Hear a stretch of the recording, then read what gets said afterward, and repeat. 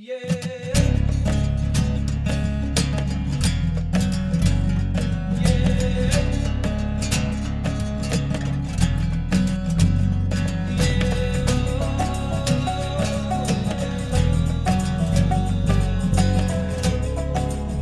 to this week's Into the Wilderness podcast. And for our new listeners, I am one of your hosts, Daryl Pace, and the guy that you can't see, but he is sitting next to me, is Byron Pace, my brother.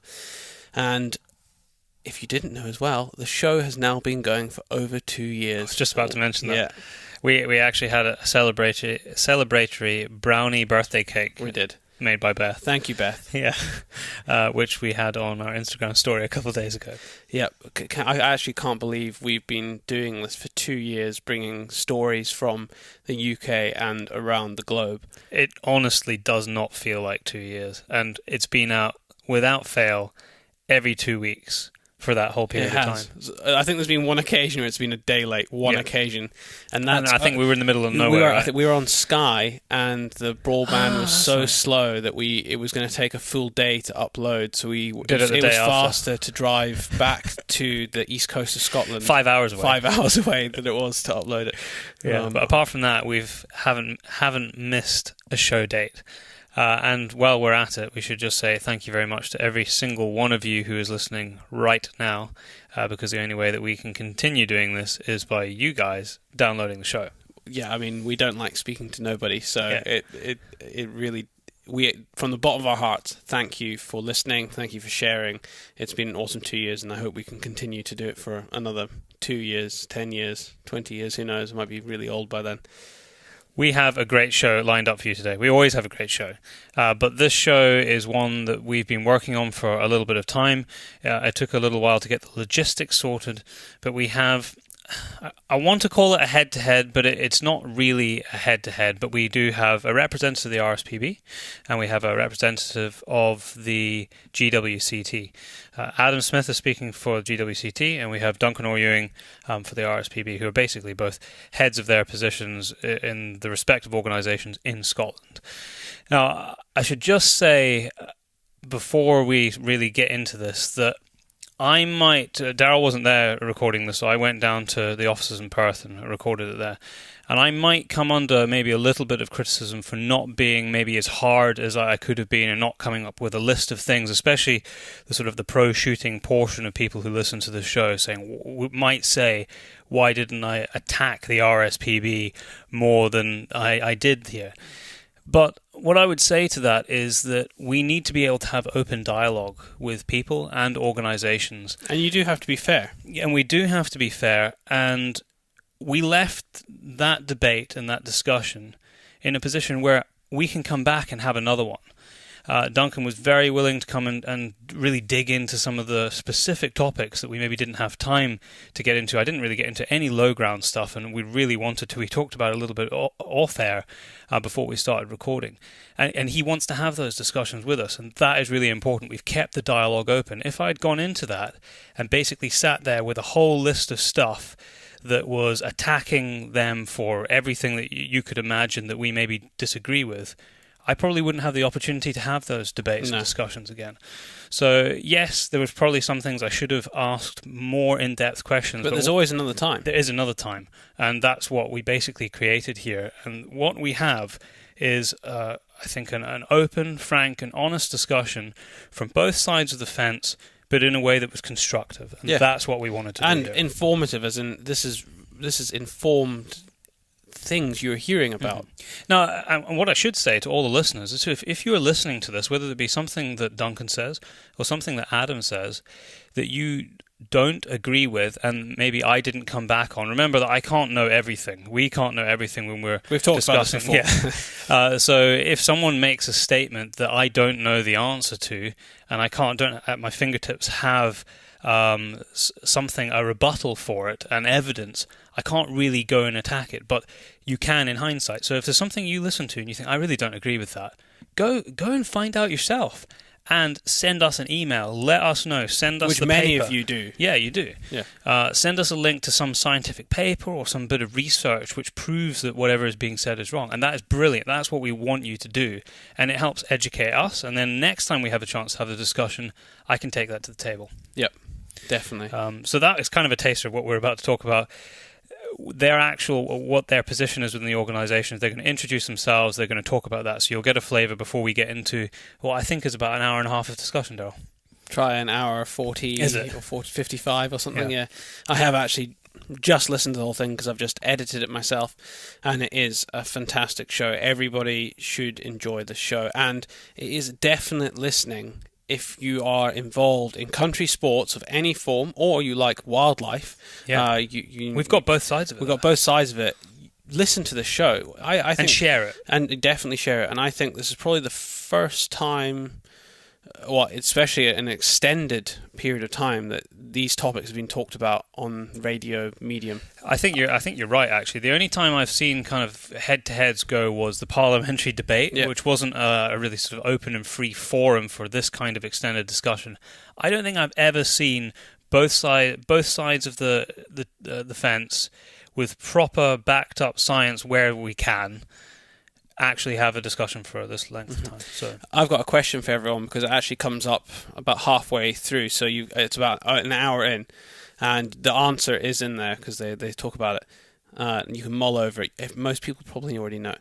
What are the 3 species that change white in the winter in Scotland? Yes.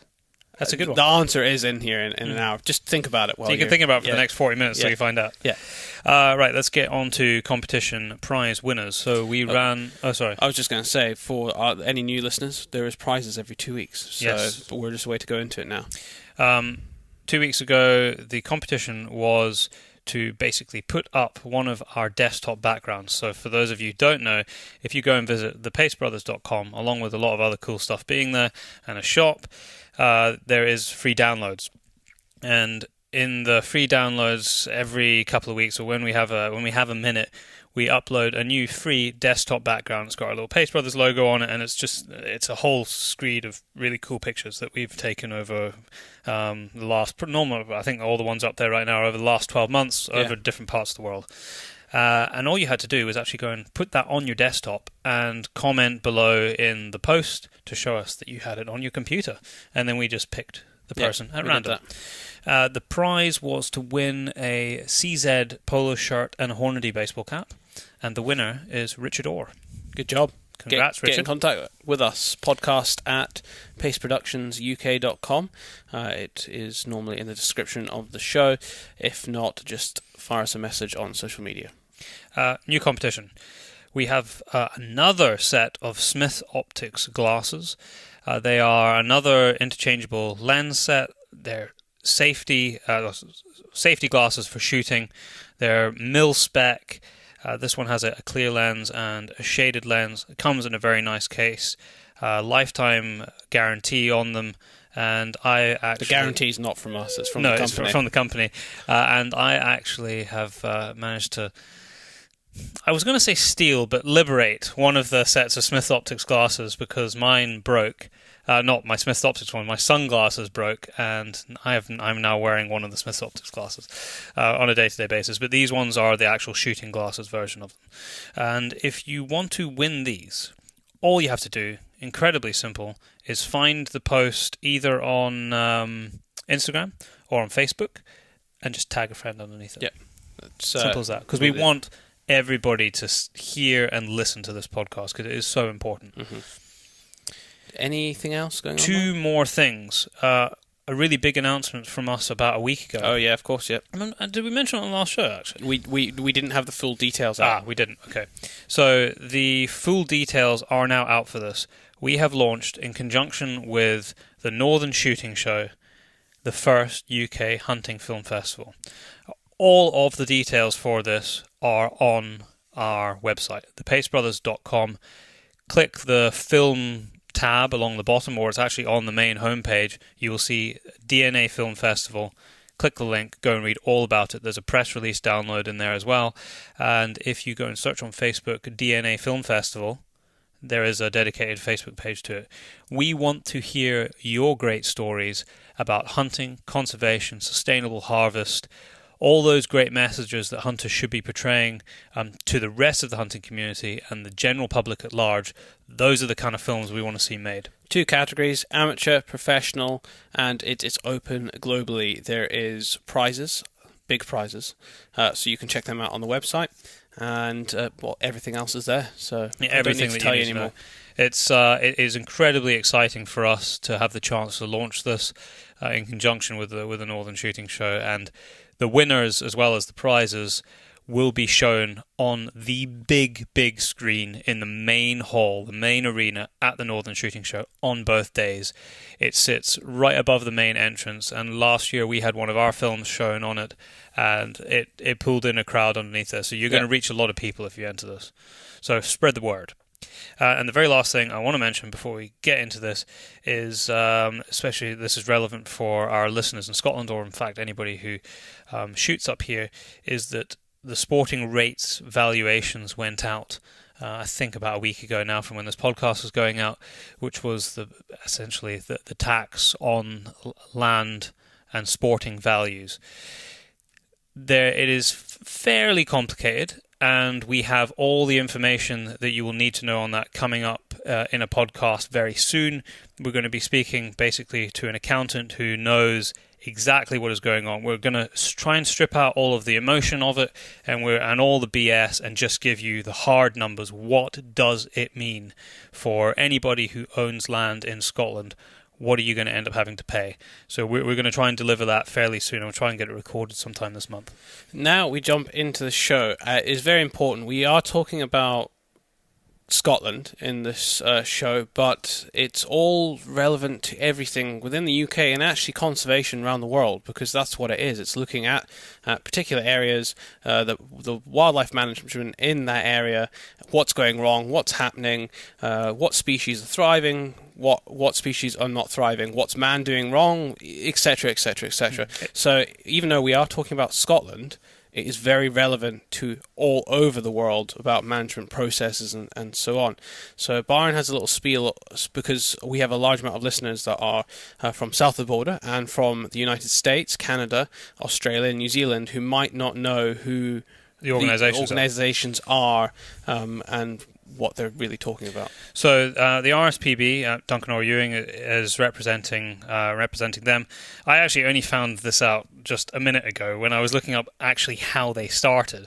But the RSPB started to stop the trade in plumes for women's hats, which is like big fanciful plumes on women's hats, way back, from birds such as the birds of paradise, which were becoming endangered. So that's actually how they started. But today, they're much more about the general protection of bird species, and particularly here we see them championing a lot of birds of prey. You'll hear us talk about it in this podcast, but the Hen Harrier is their sort of species that they hold up and in a particularly high regard. The GWCT, on the other hand, the Game and Wildlife Conservation Trust, and I'm just going to read you the spiel straight from their website. It's the first thing that comes up if you look at what they're about. They use science to promote game and wildlife management as an essential part of nature conservation. So both looking at slightly different aspects, but both looking at it from a conservation point of view. And of course, both these organisations, in terms of a UK context, are found north and south of the border, exactly, Wales and Ireland. Yeah. And that's it. This podcast is brought to you by the Scottish Association for Countrysports. You hear us say that every single podcast. If you want to know a bit more about them, Google it, go check out their website.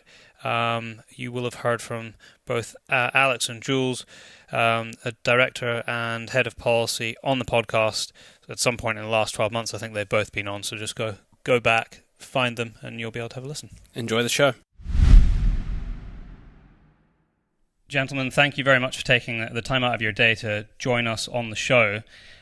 I thought the best way to start this, by way of introduction, was just to give each of you in turn a moment just to explain who you are, what your role is, and sort of a potted history of how you've got there. So Adam, if you want to pick up the mantle there.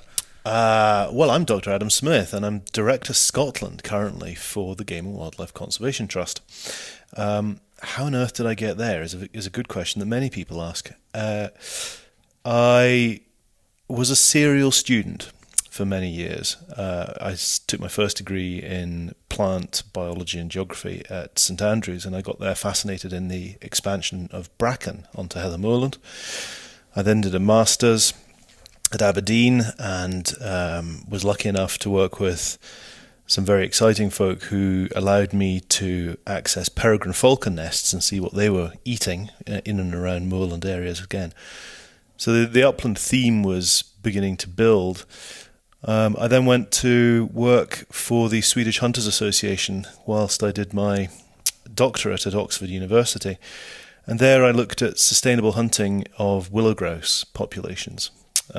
Most particularly, really, was the current system of hunting sustainable, and how could one make it a bit more sustainable?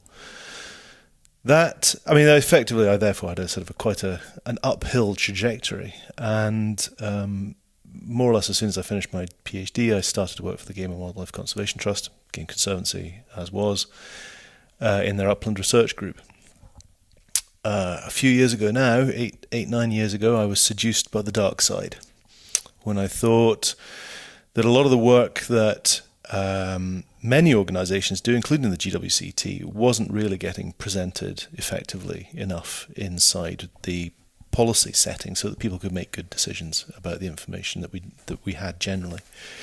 And so I came to work in the policy and sort of advisory group, and eventually I've moved up to be truly seduced by the dark side, and I have to look after fundraising as well. So there we go. That's how I'm in this business, and I've had a love of the hills for my entire life, and I've been one of those sickening people, very lucky to do what is practically a hobby. It is nice to be in that position. Duncan, over to you. Yeah, so a reasonably similar sort of trajectory, actually, although I've come probably in the opposite direction from moving from sort of more of a business focus in my past through to getting closer to my hobby latterly. So my background is I originally trained as a chartered surveyor. So I worked in commercial and land management, valuation, and all that goes with chartered surveying. I'm a qualified chartered surveyor. But then about 25 years ago, I moved to work for the RSPB, and I've worked for the RSPB in 3 locations in Scotland. I've gradually moved south in Scotland. So I started in Inverness, where I was responsible for overseeing the red kite reintroduction, which was the first reintroduction of that species into the UK, along with a similar project in the south of England. And latterly, obviously, there have been further reintroductions in other places. Subsequently, I moved to be the RSPB's representative in southwest Scotland, covering sort of much of Loch Lomond and the Trossachs, the central belt of Scotland, Ayrshire and Lanarkshire. And latterly, from about the turn of the century, I moved across to Edinburgh to our Scottish headquarters. I'm a member of where I became a member of the Scottish management team. And I have a very diverse responsibility now, and a very interesting responsibility, really, which ranges from our nature reserve management. So we own or manage about 77 sites in Scotland, nearly 80,000 hectares of land. Clearly links with my land agency and chartered surveying background there. But I'm also lead on our species recovery, species policy, our investigations work, that's working with the police to follow up wildlife crime, and also our advisory work, which we were talking a bit about earlier, and that's working with land managers to deliver for key species and habitats. So a very diverse remit. But like Adam, more behind a desk these days probably than actually out on the ground doing real stuff. Yes, the desk seems to be getting further away, although you've been very good at making sure your tummy doesn't keep you too far away from the desk. Yeah, I'm really excited by the prospect of having 2 people sitting around a table with me who do have such an in-depth knowledge, respective knowledge from your history and with regard to what you do today and the roles within your respective organisations. I think we'll probably end up spending most of our time talking about upland, although just from what we were talking about off air before we started recording, I'd like to talk a little bit about low ground as well, because it's very relevant to what both of you do. I want to start with the thing that I want to talk least about, because I think that it kind of muddies a lot of discussions, which is raptor persecution. So we can get that sort of dusted out of the way. So that I think we can. It's a very important issue. There's a lot of other things to be discussed, which I think there'll be common ground and things that maybe the three of us don't agree on. Raptor persecution or illegal killing of raptors is something which, by definition of what I've just said, is illegal. So we all know that it shouldn't go on. We all know that there has been evidence of it happening. So, Duncan, if I just throw it back to you, if I allow you just to paint a picture of what your view is of what we have happening, and then I can throw it over to Adam after, and then we can try and put this aspect to bed, because we know that it's something that shouldn't go on. Okay, the common issue, this is, it is a wildlife crime to kill birds of prey. Birds of prey have been protected since the 1950s. I would like to give a bit of a historical perspective here, because I've been involved with, as you heard earlier, conservation of birds of prey in Scotland since about the early 1990s, where I was involved with the red kite reintroduction on the Black Isle. And, what I've seen in even that relatively short period of time up until now is what I would describe as an improvement in the situation in terms of, bird of prey populations that are recovering in much of lowland Scotland. So, birds like the buzzard are now common. The common buzzard, it's what it says on the tin. It should be a common bird, and it is now to a large extent over much of lowland Scotland, which is indicative of a decline, in my view, of illegal persecution, which is very welcome. We've also seen the recovery of some other bird of prey species, some like the red kite, which have had to be reintroduced. I've got loads of them near me. Yeah, other birds like the osprey, which is pretty uncontentious as species go, but returned to breed in Scotland in the 1950s, and we now have a healthy, robust population of over 250 breeding pairs of ospreys in Scotland. Some other woodland species are also on the road to recovery, birds like the goshawk, for example, beginning to make a comeback. And this is all welcome, but what we see now, I think, is an increasingly sort of polarised problem in parts of the uplands of Scotland. It's not everywhere, but what we see is a link clearly to land that is managed for driven grouse shooting in particular.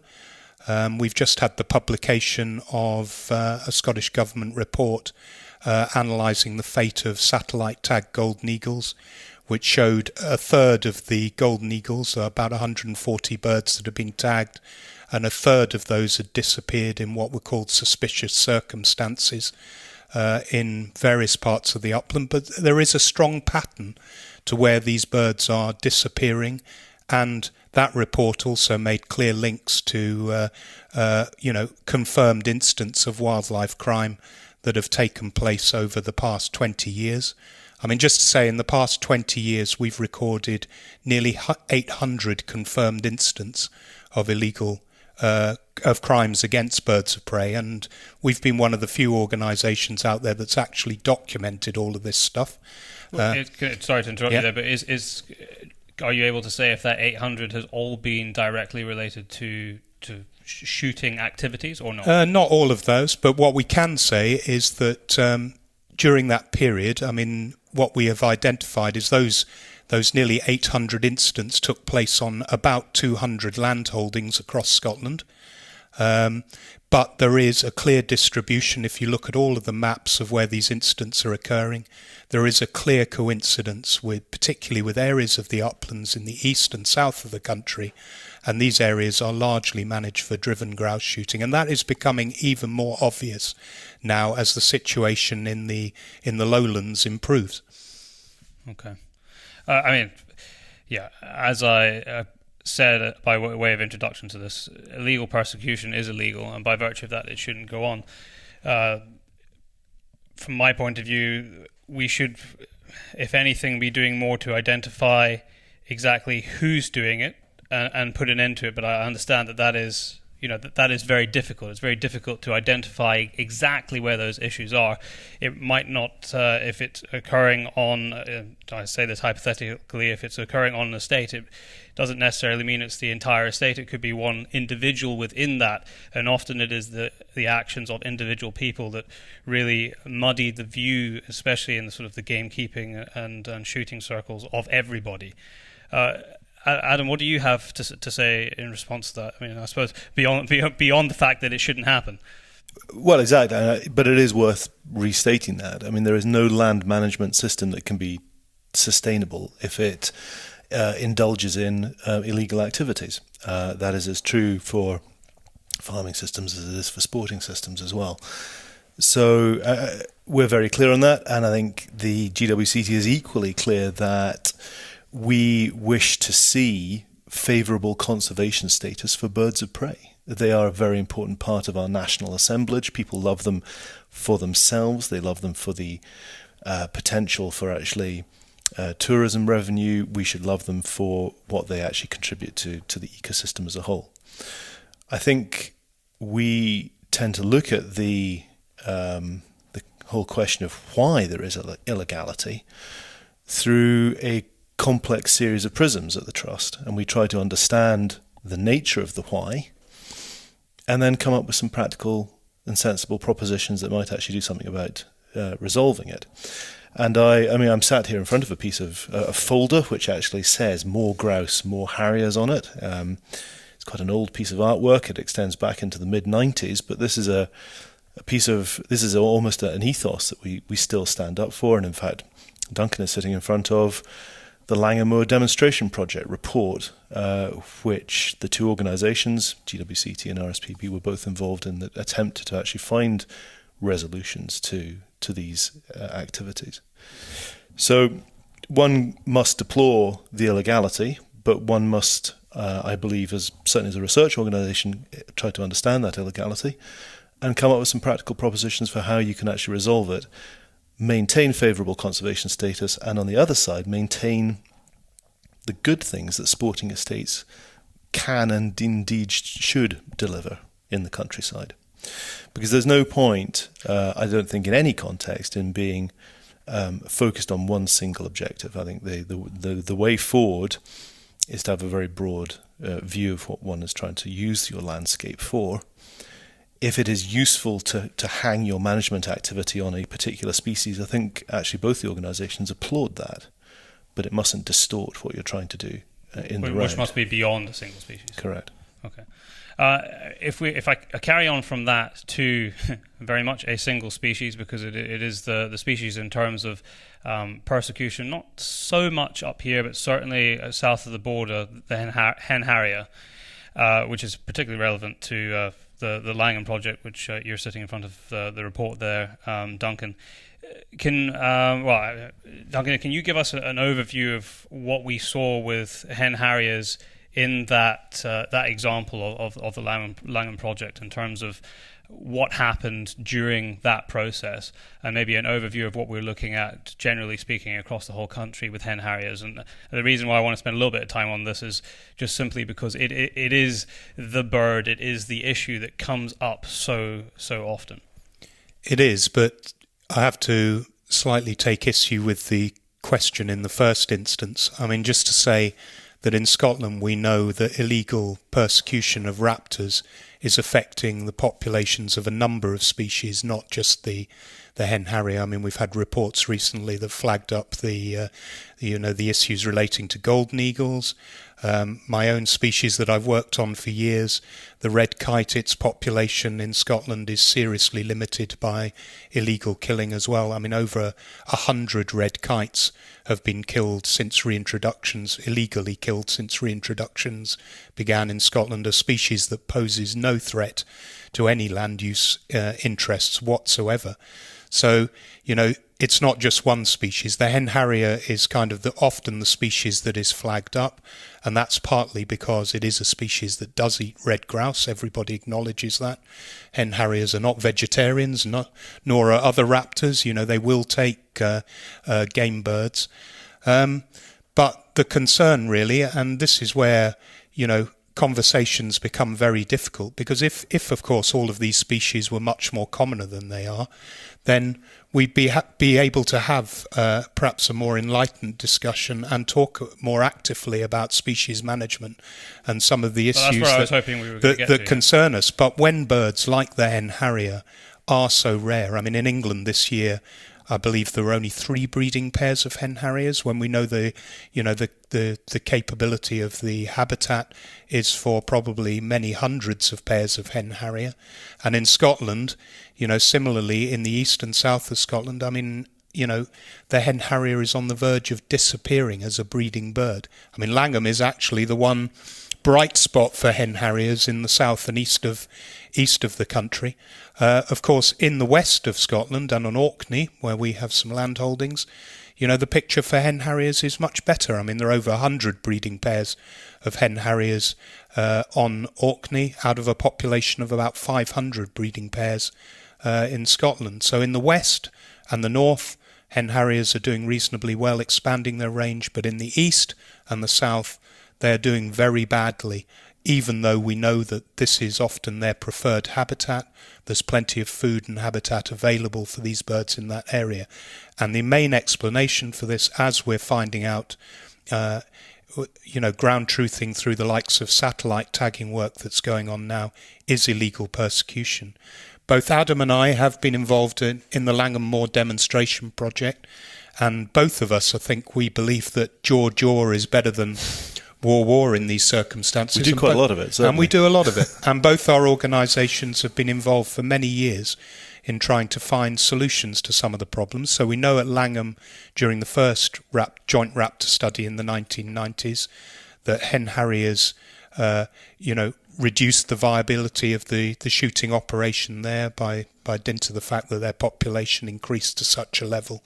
They were eating, too many grouse for the shooting operation to continue there.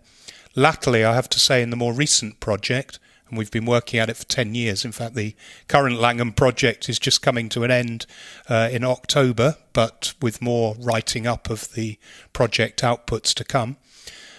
We've found that the population has not increased, of Hen Harriers has not increased to anywhere like the population that we had during the joint raptor study, where the population got up to about 25, 26 breeding pairs. The maximum I think we've had during the 10 years of the project, over the past 10 years, is about 10 breeding pairs. And actually, we have seen grouse numbers at levels which used to be deemed sufficient almost for driven grouse shooting. I mean, when Peter Hudson from the GWCT used to talk about a driven grouse density of about autumn density of about 60 grouse per square kilometre, we've had nearly 120 grouse per square kilometre autumn densities at Langham. So, conceivably we could have found a balance, but all of that is still to be worked up and reported on. I want to pass that over to Adam just in a moment to respond to that. But I just want to throw 2 questions to you, because I wouldn't be forgiven for not asking these for those people who listen to this. The first being that, is it not true that the RSPB has not had a particularly high success rate yourselves on your own managed reserves for Hen Harriers?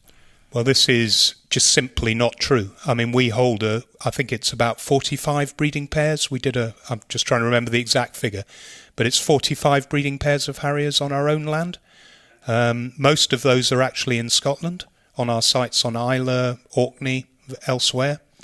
But the issue that we have in other parts of the UK, including in England, is that with the population in such a small in a parlous position with so few birds around, it is very difficult to get Hen Harriers on your own ground when, round about you, Hen Harriers are being illegally killed.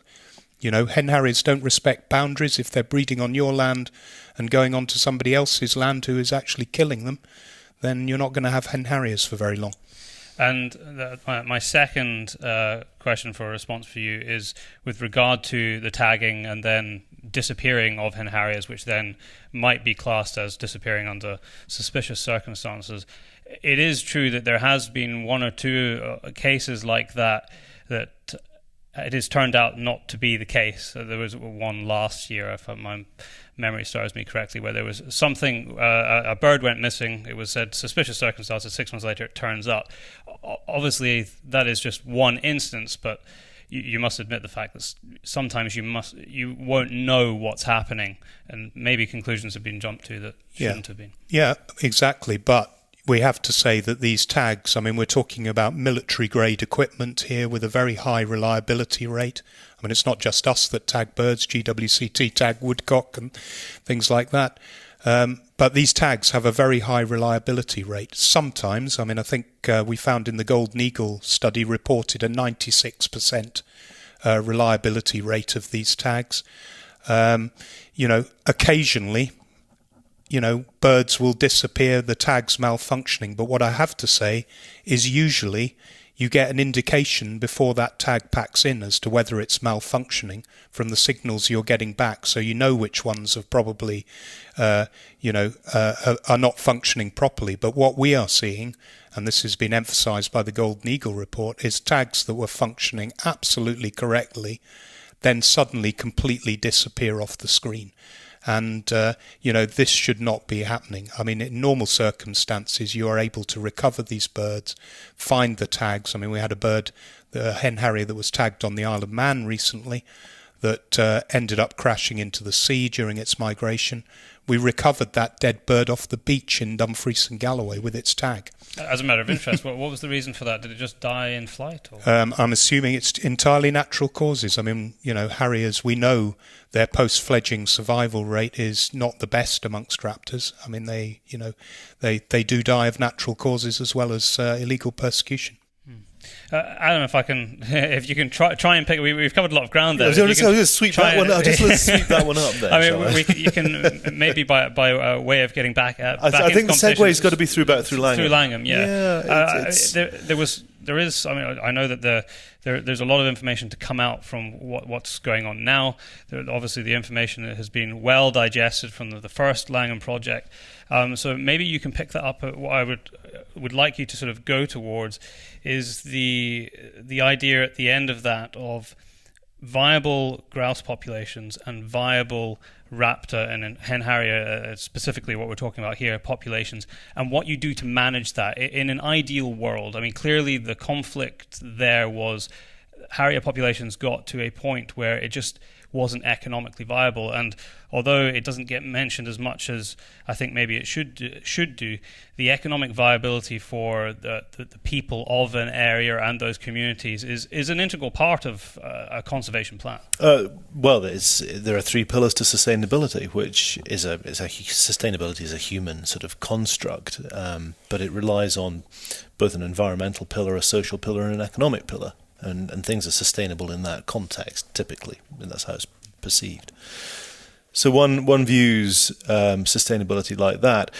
The original work that was done at Langham was known as the Joint Raptor Study, and in fact that was one of my gateways into this business. I did my master's project looking at how peregrines responded to their prey availability as part of that original Joint Raptor Study, back when dinosaurs still roamed the earth. And it was a fascinating project, very, very well researched, and it showed that primarily Hen Harrier predation on red grouse populations could indeed suppress a cyclical recovery. That was the really important point. It wasn't purely Hen Harriers, and I think it's commonly forgotten that actually peregrine falcons, particularly through the overwinter mortality component, the number of red grouse they killed during the winter for food, did play a minor part role in that. But the story became focused around the Harriers and the way that they suppressed this grouse population recovery.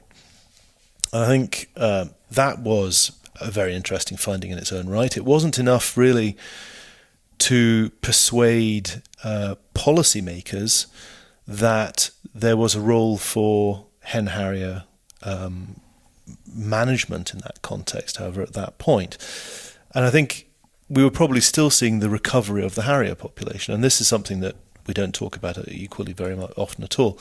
Back in the 1910s, 20s, 30s, Harriers were restricted in Scotland effectively to Orkney, and pretty much a few. There was widespread persecution because it wasn't legal. Widespread persecution because it wasn't illegal. But so they were restricted at that point. But from that point forward, they've expanded their population and their range to the current around about 600 level, depending on which national survey and within the bounds of confidence you actually look at it. So it has been a remarkable recovery of the Harrier population, and it's probably not surprising that we should then start to see the conflict with some of the land interests that are currently occupying the space.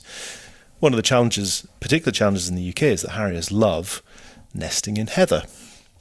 Across much of their range, they actually like nesting in long, thick grass and sites like that. But in Scotland and England, they appear to like to nest in heather, and that may well be something to do with the fact that they find an abundance of prey, not just red grouse, but meadow pipits and voles.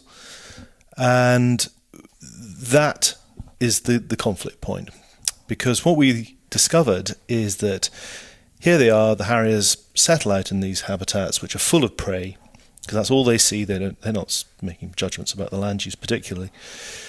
They've got a nice bed of heather to nest upon, and they successfully breed. And not only they don't just successfully breed because there's lots of things to feed their chicks, but they successfully breed because actually their chicks aren't predated themselves. And maybe elaborate on the major predators. I mean, it's a ground nesting bird. It seems to be principally foxes. It is the one that we've got the vast majority of evidence for, and that's not just from projects like Langham over many years, but it's actually from other sites, Isla, for example. There are reports of other Harriers taking Harrier chicks in the nests, but it's probably a tiny proportion. It's generally speaking, it appears to be an impact of typically foxes. And this came home to roost after the end of the joint raptor study, when the grouse population had failed to recover because of the suppression by the raptor predation. And the keepering team was withdrawn by the Buccleuch Estates, who have been exceptional partners for our organisations over the years in helping to try and understand this process. And we should flag that up, actually. They have been amazing. They withdrew the keepers because there really wasn't an economic reason for them to be there any longer. And the next few years, through the early 2000s, have become known, at least in the GWCT, as the wilderness years, when Langham saw a spectacular fall in terms of its environmental quality, certainly. So its heather started to retreat as sheep numbers went up on the hill, because that became the principal economic driver. The population of Harriers slipped back from the extremely high levels that were achieved during the joint raptor study, partly probably because of loss of prey, but partly probably because of predation on the ground.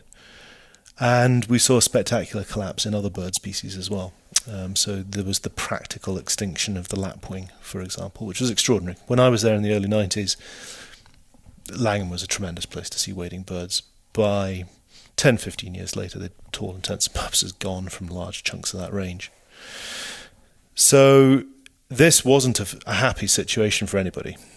It wasn't a happy situation for the estate, who were clearly losing value. It wasn't a happy situation for our organisation, because we wanted to show that, in fact, driven grouse shooting could, in fact, produce both a sustainable population of Harriers and a sustainable population of waders and grouse. And it wasn't a happy situation for the RSPB. So we re-engaged in the Langham project, and we threw effectively everything at Langham. We threw a proper keepering team at Langham, using all the tools that a normal, inverted commas, keepering team would use.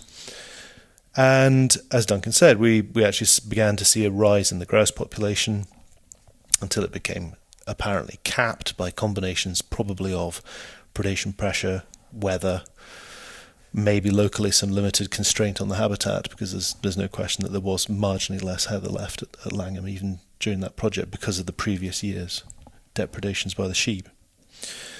we never really got to the level where there was a sustainable driven harvest, the sort of harvest that would persuade other driven moors that it was a feasible proposition to go on.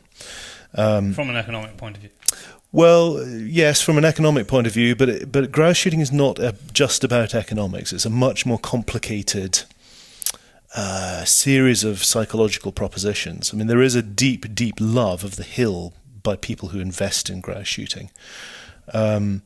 Yes, a lot of them wish to see a return in the sense that it's nice for anything to wash its face, so it's not costing you money.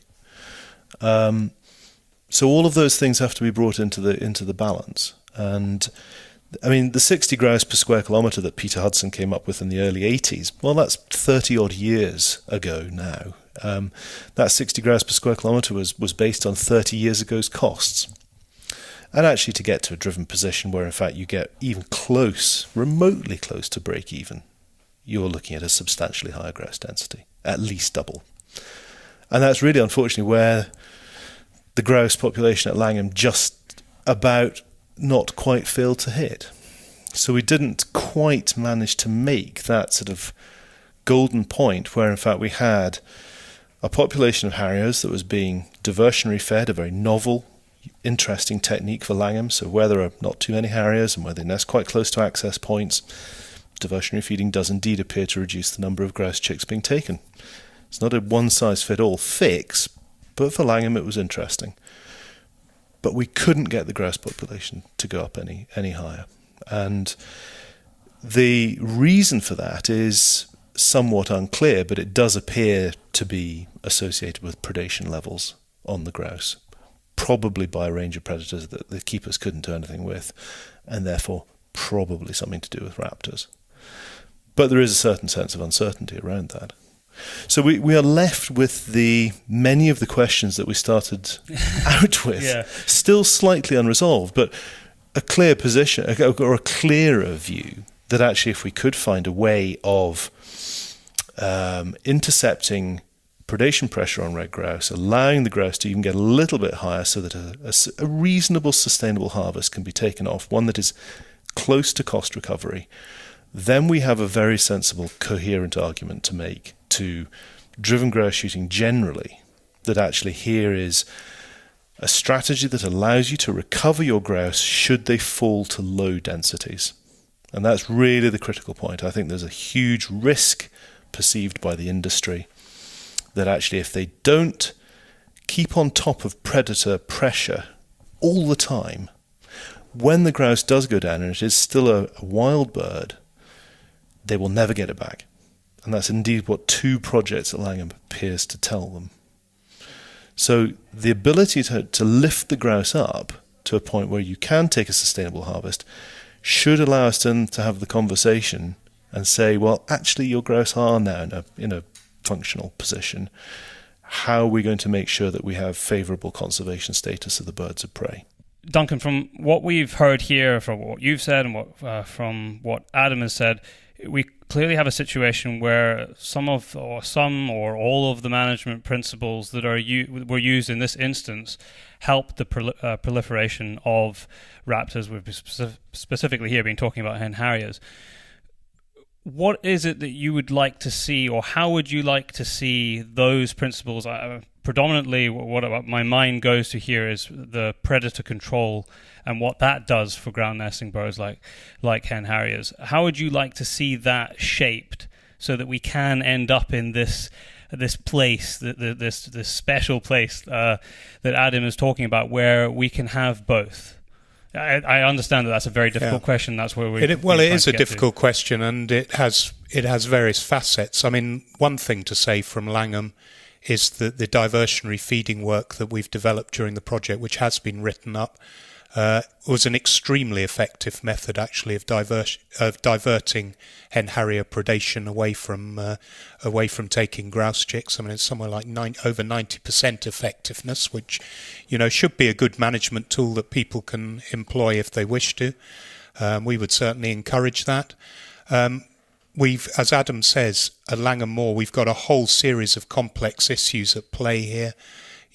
Vole populations are clearly a key driver of raptor populations in a way that perhaps we had not understood as well as we should have previously, but we know the likes of some of the Scandinavians and Germans, when they're studying raptor populations, understand this stuff very clearly. We certainly found that that's one of the key attractions for buzzards coming up onto moorland areas, that they tend to follow where the voles are going. That's what they're interested in. And incidentally, they may take the odd grouse while they're up there, but it's really the voles that are driving the populations of buzzards and what they're wanting to find in the breeding season. So, we found out a lot of interesting stuff. I mean, we readily acknowledge that legal predator control has benefits for ground nesting birds, for waders, and for the likes of the Hen Harrier. But where we do differ is, of course, and our real concern lies, is that, and this has been part of the problem, if you like, of the whole Langham arrangement that we've been in for the past 10 years, is whilst Langham has been proceeding to try and find this middle ground, this compromise, with some success, I feel, and the partners certainly generally feel that, the rest of the grouse industry in other places has been moving in a very different direction. And this is one of the biggest concerns out there, and it's what we call intensification of management, where we are seeing more gamekeepers employed, more heather burning, culling of mountain hares, removal of scrub, culling of deer in some places to try and remove tick burdens. This management is increasing, as Adam intimated. The whole economics around grouse moor management is complex. I mean, there is the whole element of prestige in there. Most grouse moors, I think I'm right in saying, don't wash their face economically. They come at a cost for management. People do it because they are either interested, as Adam says, in the hills and the outside, or they do it for prestige reasons. They don't often do it for purely economics. But what we are seeing is this drive for ever bigger grouse bags. I mean, when we started Langham, maybe we weren't talking about 60 grouse per square kilometre autumn densities, a bit more than that. But now the expectation, I mean, the latest stats are showing that people are expecting in Scotland, nearly 200 grouse per square kilometre autumn densities. And in England, the figures are around the mid-300s. I mean, even hearing people saying they're achieving over 500 grouse per square kilometre autumn densities, largely because of the advent of medication, which is now allowing this stuff to happen. But, if we get into this big bag culture, I regret that it's going to be very difficult to find the common ground. And this is where we are saying that this kind of, unsustainable land management activity needs some form of regulation. And our proposition is that of licensing, which is now being actively explored by a Scottish Government inquiry, which no doubt we will all be involved with in due course, which looks at how grouse moors in Scotland at least can be run, or will look at how grouse moors can be run sustainably and within the law. And, frankly, if you are behaving within the law and acting sustainably, we don't think this should be a major threat to you. I don't think people should have fear from that. If I can ask you, and I understand this is, and you can correct me if I'm wrong, but yourself, the RSPB, are not saying we don't want to see driven grouse shooting. I think that has been fairly clear. You might want it to be shaped differently, but you don't want to see an end to it. If we say for reasons out with what we've been discussing now, because we are very aware that there is an increasing appetite against any kind of hunting at all. We don't just have to be talking about driven grouse shooting. If we didn't see driven grouse shoots and the consequential moorland management that's associated with them, do you think that would have a detrimental effect on species that you concern yourself with in your position? Yeah, I mean, let me first be clear that we regard hunting, sport shooting as legitimate activity. We do not have anything against it when it's practiced legally and sustainably. I mean, even on our own land, we have shooting that goes on, both wildfowling, some grouse shooting that happens on RSPB's estate in Scotland. We have no objection to that when all of this is done legally and sustainably. But we are concerned about the illegal and unsustainable activity, which I'm afraid, in quite a lot of fora recently, a strong spotlight has been shone on actually what is going on the ground. Research that's showing intensification of moorland burning, for example, as well as the illegal killing of birds of prey. There is a major public concern out there around culling of mountain hares, which is repeatedly in the spotlight in the Scottish Parliament and elsewhere, and work going on at the moment to look at how that issue can be addressed. So, this isn't just us that are concerned. There are a whole wide range of other public stakeholders who are concerned about, some of the routine management practices that now seem to be prevalent in large parts of our uplands that are managed for driven grouse shooting. But that isn't to say that, there is a role for predator control. I mean, we certainly see, in the absence of some of the bigger predators that you need to control predators here, we see this in deer management. Without wolves and lynxes about, there has to be some human management of deer populations. Likewise, if we haven't got those top apex predators around, there is a need to control foxes and some other predators. We do it also on our own land where there's good evidence of impact on ground nesting birds, particularly wading birds. And wading birds, as Adam alluded to, are increasingly going up the agenda as species of conservation concern and species that we have international responsibility for, the curlew being the most outstanding example where both our organisations are working really hard to get some of the conservation needs of this species addressed, and where Scotland has a particular responsibility for safeguarding those populations. But I would go as far to say it is going to be very tricky if people out there still think they are going to get licences to control birds of prey, or birds of prey are going to be controlled legally in some form, when they're struggling, or many species are struggling, like the Hen Harrier. I don't think it's ever going to be acceptable that people kill golden eagles, species like that. So, people need a reality check here. There are mechanisms out there, licensing to deal with issues if people feel they have a strong case. Buzzards would be the one that would get thrown up for that. But let's be clear, the system is not set up to provide people with licences to control protected species, to protect a surplus of driven grouse, for example, for people to shoot at the end of the season. Licences are available to deal with specific conservation problems. The red grouse, whether you like it or not, is and I know it's become a red data species recently, but it is regarded as generally a common species, and in the places where it's being managed for grouse shooting, it is a common species, a very common species. So it is very unlikely that in those circumstances that SNH or the authorities are going to give licences to control protected species. So we've got to look at other ways of managing these raptor populations, and that is where things like diversionary feeding and some of these other conservation management tools come in. But, sadly, I'm afraid many gamekeepers do not appear to have moved with the times. There is a very strong role I would advocate in the future for gamekeeping out there. There are a lot of wildlife management jobs that need doing, controlling non-native species, etc. I could name a number. Controlling foxes will always be a need in the uplands, but people have got to move with the times. You do that yourselves on RSPB reserves, foxes and other predator control. Yeah, and we employ, sometimes our own staff do it, sometimes we employ gamekeepers to do that work for us. So, there is a role out there.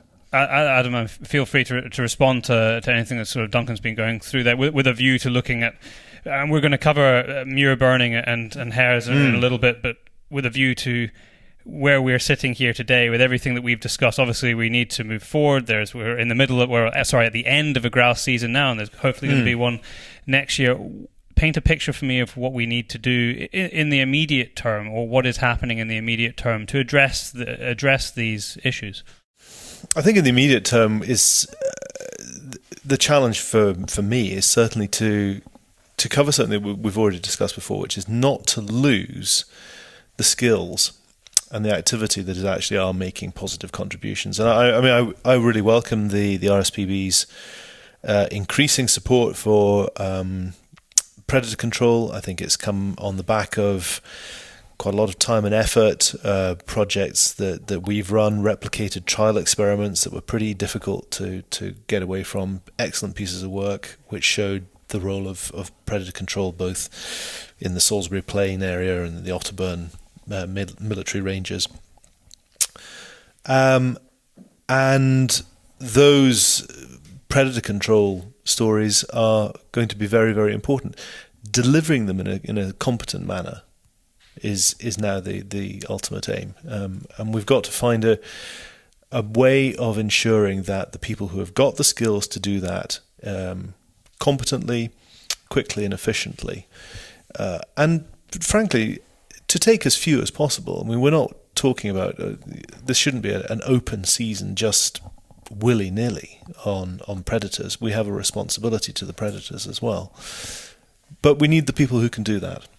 But do you agree, Adam? I'm afraid some of the gamekeepers, particularly those that are involved with the driven grouse shooting side of things, there is going to require a mindset change, a culture shift, the negative perception that many of them have about all predators. Predation is a natural process.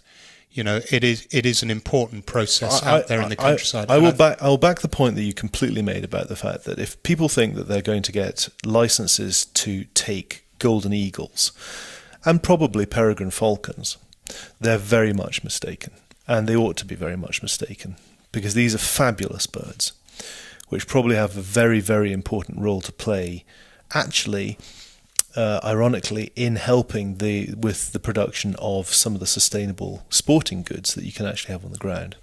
Hare is a nice bird too. Hare is a nice bird too.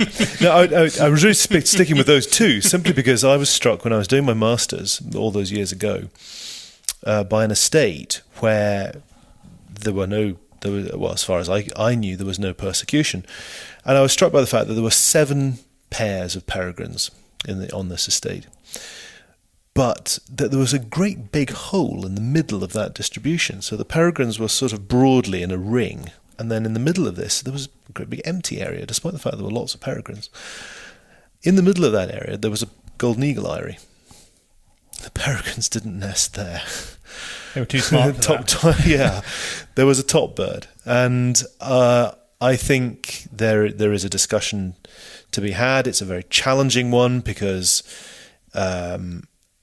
how much disturbance and impact can a driven grouse operation actually stand? I have seen it all too often, the effect of an eagle going through a grouse drive. Either grouse scatter wildly in all directions, or else they sit very tight indeed and can't be driven. But do you agree, Adam, there needs to be a move towards the common ground here? This sort of big bag culture that we've moved to in driven grouse shooting is just, ultimately, it's not going to be acceptable. I mean, it wouldn't be allowed in most other countries. I mean, I know driven grouse shooting is unique, it's really. Unique, yes. But, so you speak to people in other countries. I mean, I was in Norway very recently and speaking to hunters there, and they said they would be delighted with an autumn density of 30 willow grouse per square kilometre.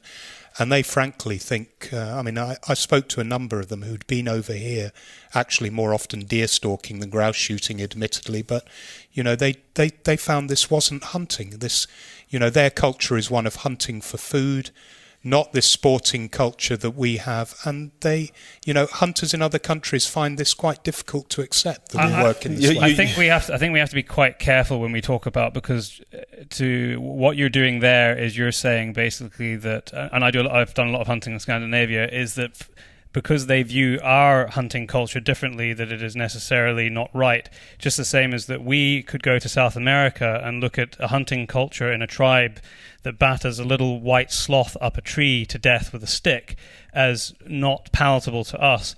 I think we have to be quite careful to protect very long-standing hunting cultures, as long as they're not at the detriment to that species and other species and sort of broader hunting ethics. So I'd be careful with that. I think that's an important point, and one thing that has come out very recently, in fact, there was a report in 2011 by a guy called Mustin, but also more recently the the review that S&H commissioned that went to the Scottish Parliament that looked at hunting systems, licensing systems in 14 other countries in Europe. And one thing that strongly emerged from that report was the fact that we had some of the least regulated hunting systems in Europe. In fact, we largely work on a voluntary approach, although there is some regulation clearly in places like firearms certificates and things like that. But, most other countries have systems in place to provide for the protection of the public interest, and hunters are used to working within those systems. Indeed, hunters that come over to the UK, quite often from Germany and other countries in Europe, they have these systems that they work within in their own countries, and they have these systems that have public confidence that the public interest is protected. And it seems to me at the moment that is what we are lacking here, and that is why there is so much criticism at the present time being directed towards some of our hunting systems and some of the excesses that people detect. I think there's a certain element of naivety that, again, just because another country has an approach to it, though, that is somehow going to be good for us. There's no evidence that actually those systems actually did, in fact, achieve what is prescribed for them, nor indeed that they were actually remotely deployable in this context. We have a very different pattern of land ownership over very different scales as well. And I'll come back to your point about bag size. I don't think the ultimate bag size is the problem here, nor do I think that people are chasing ever bigger bag sizes. I think you rightly actually said the advent of more efficacious medication has allowed grouse populations not only to have their cycles suppressed to some extent, but actually to reproduce better. That's not necessarily a problem in its own right. The fact that a substantial number of grouse can be shot off a piece of ground, I think what that says is, what is the sustainable context for the other parts of the system? And I was going to say that I think there is a strong case to be made for grouse moors to entertain birds of prey at favourable conservation status when their core activity, which produces a wide range of sustainability goods, be they both environmental, economic and social, to be maintained. But there is a responsibility to have this wide range of goods. But equally, the position that we were in when the Wildlife and Countryside Act and when the directives were brought in nearly 40 years ago now, with substantially constrained birds of prey populations, have moved on. I think there is a debate to be had about how we view that change and how it should be reflected in the uplands.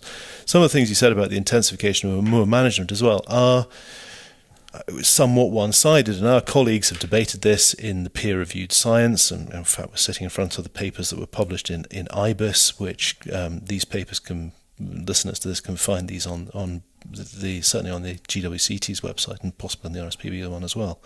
And maybe they should have a look at those so they get a balanced view, because it's quite easy to select certain parts of evidence that back one's argument up and not actually reflect the whole. And I think this is a challenge for all parts of the argument, is actually there is a lack of generally evidence in some areas for some of the contentions about the negative impacts of grouse moor management and its intensification. So this is where we think a bespoke licensing scheme, and agree all of those countries have different cultures around hunting and different systems in place. But we think a bespoke licensing scheme in Scotland with the involvement of all stakeholders. I mean, this isn't just about, what the RSPB thinks. Obviously, people that are involved with sporting need to have their involvement in the design of any appropriate system for our own circumstances. But in the way that you're talking there, we think actually this would help a lot of the sector. It would confirm what best practice looks like. I mean, we could see, for example, some of us are involved with deer management in Scotland.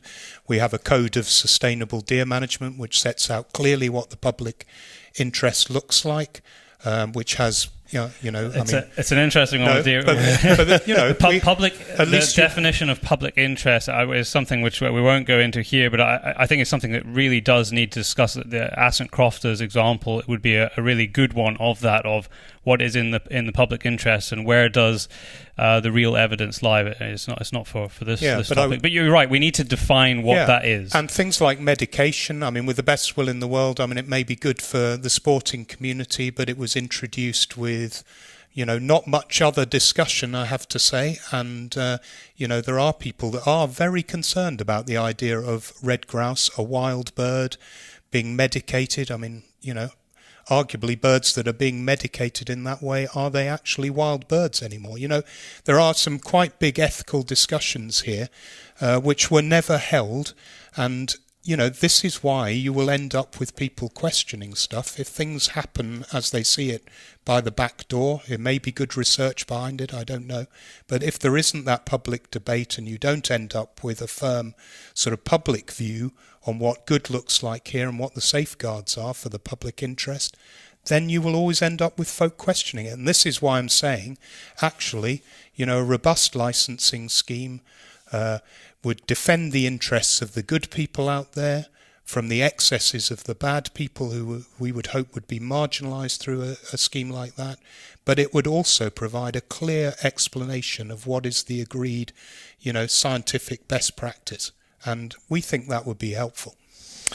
I think there's a debate to be had about the licensing, which will take place in the Scottish Government. I'm certainly not going to prejudice that at this stage. As Duncan said, we will both end up giving evidence on it. It is extremely difficult, and I think possibly sociologically, ethically unwise to try and define in our situation what is good for everybody in every circumstance. Very hard thing. It's a very hard thing to do. So we are engaged, indeed, with Duncan's colleagues on pushing out and really trying to help drive best practice and the advice that actually we can give to the practitioners about what is the best way of going about making the decisions for themselves in a sustainable and sensible context. That is a very, very important job. So Scotland's Moorland Forum has been tasked by Scottish Natural Heritage to produce a range of guides called the Principles of Moorland Management. These should be practical approaches for the land management community, in much the same way that the originally very contentious deer management guides were, for what are the issues that you should be considering when you take decisions about what you're about to do in any particular context, be it taking a corvid, taking a crow, I should say, or undertaking a piece of muirburn, or managing a mountain hare population. That readily adopted, and there's an awful lot to be said for carrot rather than stick, is a sensible and potentially very workable strategy that we want to see driven forward. And we need, as Duncan says, both sides of the argument. Everybody needs to have an input into this in order that we reach a happy medium. But it's not going to be a one-size-fits-all approach. I think that would be extraordinarily disincentivizing. And the last thing that I would like to see are the loss of some of our heathery hills, because suddenly people say, well, actually, that's just not worth it. I've seen it happen at Langham. I've seen the disappearance of the mountain hare population at Langham because we lost a sporting management interest. These are actually two aspects that I wanted to get onto. Now. So let's just take one of them, which is our heather moorlands, and very relevant to what's just came out last week or the week before, which is what we have to abide by, which is the muirburn code for that. Maybe, Adam, you could just start off by explaining what is we've done this before actually with Andrew, but what is the muirburn code and why do we do it? Muirburn, just for clarity so that everyone understands, is the Scottish term for controlled heather and grass burning. So it's not just heather burning, it's the burning of all the moorland type of habitats. And it's done for a number of reasons, but not least of which it's to stimulate a fresh flush of young growth, both of grass in grazing-dominated situations and of heather in sporting and grazing-dominated situations. So that produces a lovely food supply, and for mountain hare, red deer, increasingly probably roe deer, red grouse, and importantly still sheep. The other thing it does is it produces that wonderful word heterogeneity. It produces a variability in the structure of the landscape, of the structure of this unique habitat, the heather-dominated landscape. And that short landscape with sticks in it, and then next door to a slightly longer piece, is exceptional in supporting different species of invertebrate. So you get completely different assemblages of invertebrates using these different long and tall and old and young habitats, and as well as things that perhaps people don't spend enough time looking at, which are lichens and mosses. You get much the greatest diversity of these species in rotationally burnt stands. There was a lovely piece of work that was done at Mar Lodge many years ago that actually showed that. So muirburn, a very important tool for land managers, be they both farming and sporting, and potentially of conservation value. It is a regulated activity in law. So it's actually, there were agricultural codes that actually managed the seasons and periods in which you could actually conduct muirburn, and that was done for lots of different reasons, but not least of which to stop the worst excesses of people simply lighting huge lines of fire and just allowing massive areas of land to burn out, primarily for agricultural reasons. These regulations were tightened up in the Wildlife and Natural Environment Bill and came in with another series of sort of requirements to actually make sure your neighbours understand when you're burning and such like. Behind that regulation sat a code of practice. Is quite a common approach nowadays. We have the same thing for snaring. So there is a legal setup for snaring, and then that is expounded and developed in the code of practice. And the muirburn code does exactly that for Scotland, and it comes in two parts. There's a part that actually gives you a sort of a policy context. So why do we do it, and what are the sort of the broad aims, and then what is being developed, which is the practical context. So the actual hows and whys and wheres of doing it safely and such like. And that bit is somewhat underdeveloped in the current iteration. That has not been the focus of the current muirburn code. I think the current code is very much a policy-driven document at the moment. I think it's been structured to reflect a wide variety of voices, which is interesting to hear those voices, but it does make it quite difficult in terms of actually a code which can be used practically on the ground. It's now thrown up a very large number of challenges for land managers. It throws out the important challenge to land managers, which is think about why you're doing it. Because you don't necessarily always have to be burning in some of the places that you do. Through my career, I've seen a lot of very poor muirburn, not to beat about the bush, burning into steep cleuch edges, which are almost guaranteed and then, in fact, sometimes do erode. Burning into scrub stands. I've seen some burning at huge spatial scales, nothing to do with sporting.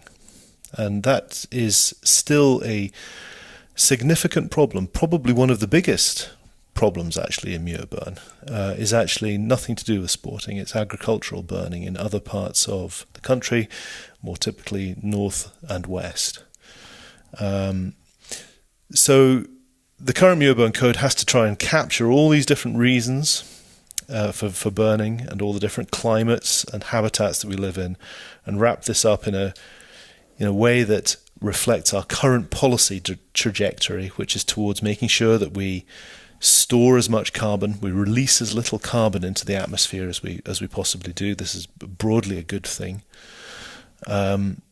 whilst actually also trying to maintain the value that we get out of this extremely powerful activity, which in some cases can actually be beneficial from preventing the loss of carbon, ironically. So there are research papers which show that the biochar, as it's known, the charcoal that's left behind is a locked up store of carbon, and that there's obviously a role to be played of muirburn in preventing very, very damaging wildfires as well, setting off. So if you're removing that fuel from the system on a reasonably regular basis in a controlled manner, you can reduce wildfire.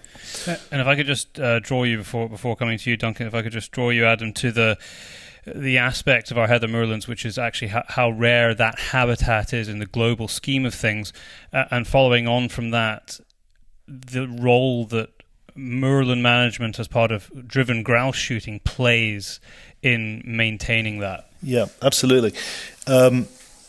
Having spent most of my career in the heathery dominated uplands, I can almost sometimes forget that Britain and Ireland have been described as the world's greatest moorland countries. I mean, this is something that we bring to the whole globe. The ability to stand and look out on the edge of dwarf shrub heath, not just heather, but the heaths and the berries and things across these beautiful expanses of open landscape. We see these because of thousands, not just hundreds, but thousands of years of man management. So what we have in our heather uplands is very much a cultural landscape going back a long, long time. And they cover about 50% of Scotland. Moorland habitats in the round, that's just heather and grass dominated systems. And many of these are actually designated. So they're actually recognised as being significantly important, both to Scotland, but actually in things like the international conservation designations, we have our global representation of these things as well.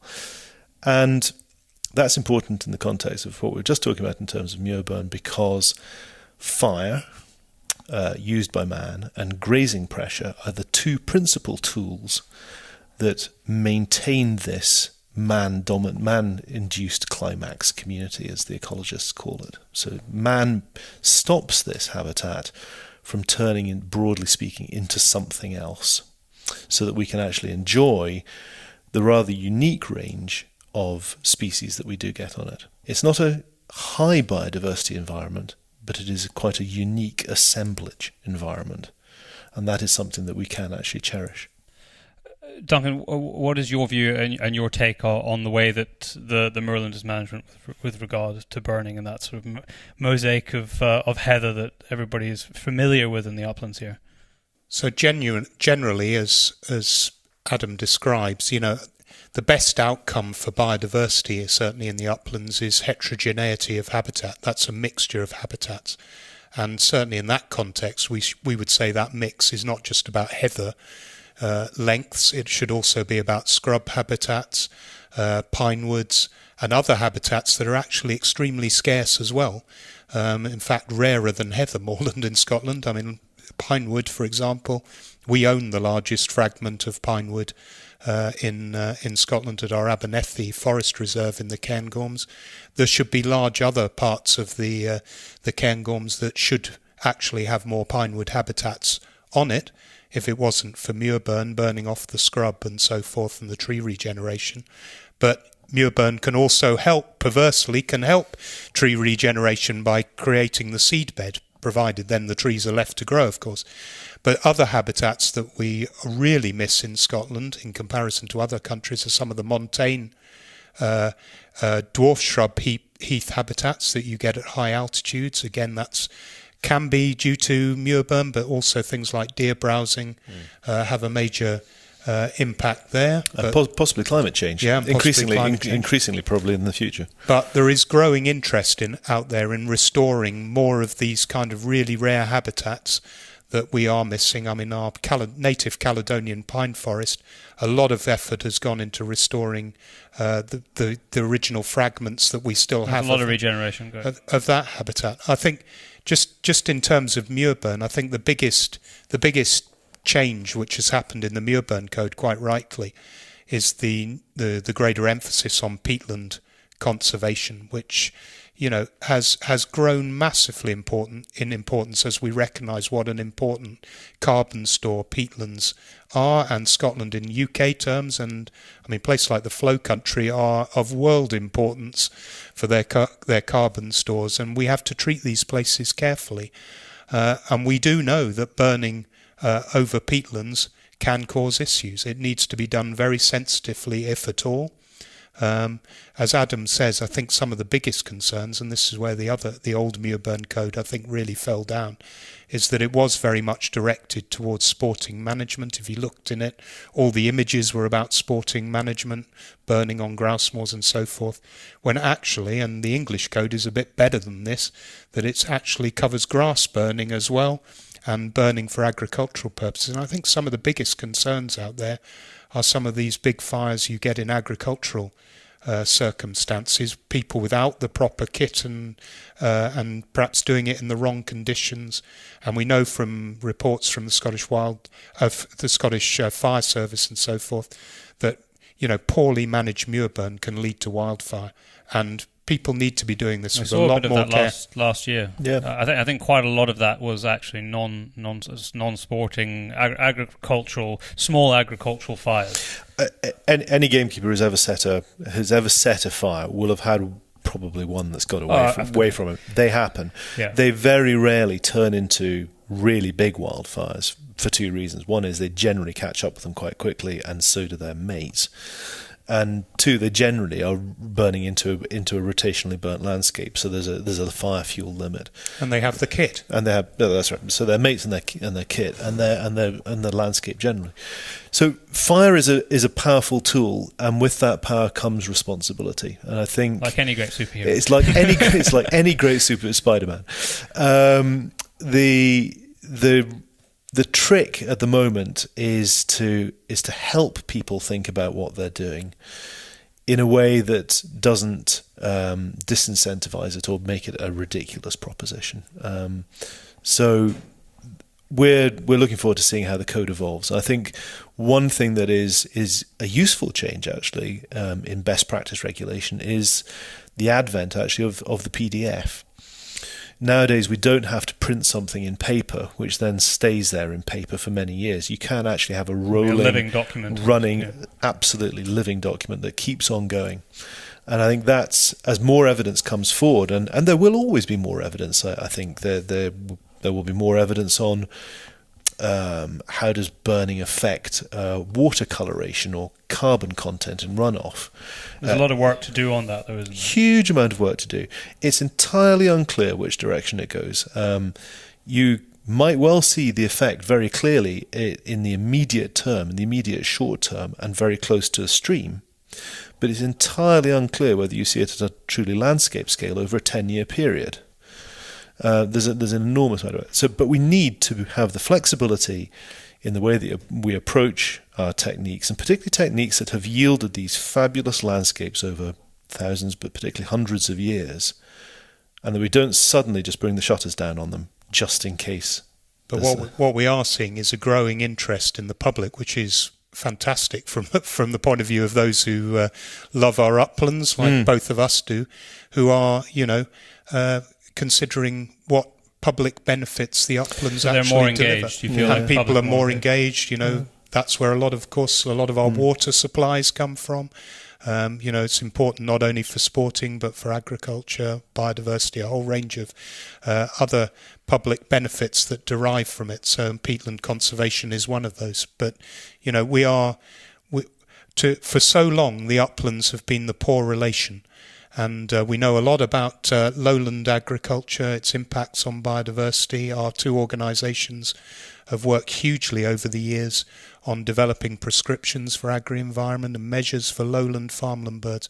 But still so much is unknown about the importance of our uplands. We don't know how many, what all the bird populations look like, and let alone the invertebrates, lichens, they're very hard and to all survey. The other things you're talking about. Exactly. Yeah.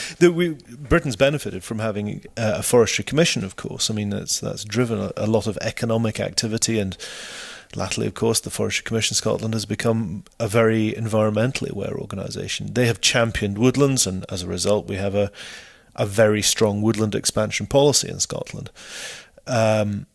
We don't have and never have had a moorland or even an open landscape commission, one to champion those parts of our landscape. And there is, I think, a real challenge in the future for Scotland, particularly perhaps, that something we've talked about, or I think Duncan mentioned earlier on, about fragmentation. I think you used the word fragments of woodland, in fact. It will become quite possible that we may start to see more and more fragments of moorland as well, and actually fragments of open land generally, which are not, or are going to start to run increasingly into difficulties over what is a functioning ecosystem in that context. Tiny little chunk of moor, how easy is it really going to be to make that work as a moor and develop all of the aspects that make a moor happen, which are sporting, farming, wildlife, these other provisions of clean water and things. I was going to sort of throw that question out to you, and we may have certain types of habitat, like the Caledonian pine forest, which there are lots of regeneration projects ongoing for that, which are relatively rare in Scotland, and you can name a couple of other types of habitat as well. But in the global context, I might have this number wrong, but we have about 75% of the heather in the world. So in a global context, is it not more important that our not only focus, but that we don't start restricting what is currently 75% of heather moorland? Do we really want to lose any of that when it's so significant on a global context? We've seen with being incentivised by the Scottish Government with regard to increased tree planting, which I think is what you were alluding to earlier, Duncan. That seems to be something that we are going to see more of, and even the last 2 years I've seen more of it, right up onto the edges of what is and will, I would think probably in 20 years, where I've seen summer planting, will no longer be moorland, heather moorland. Well, all I would say in response is, monocultures of whatever, be it Sitka spruce or be it heather, are probably not the best outcome for biodiversity. I mean, we would be looking for something more diverse. I mean, you will always have open areas. I mean, the area that we're heavily involved with in the Flow Country, for example, was inappropriately planted with trees in the 1950s and 1960s, and we have a massive programme of tree removal up there. We know round every forest block that you have, going back to predation, we have a 1 kilometre boundary pretty well round every forestry Very good block, bit of work by your guys. which is resulting in predation pressure on the wading bird populations and other species for which ground nesting birds, for which the Flow Country is so important. There will always be parts of our uplands that are unafforested.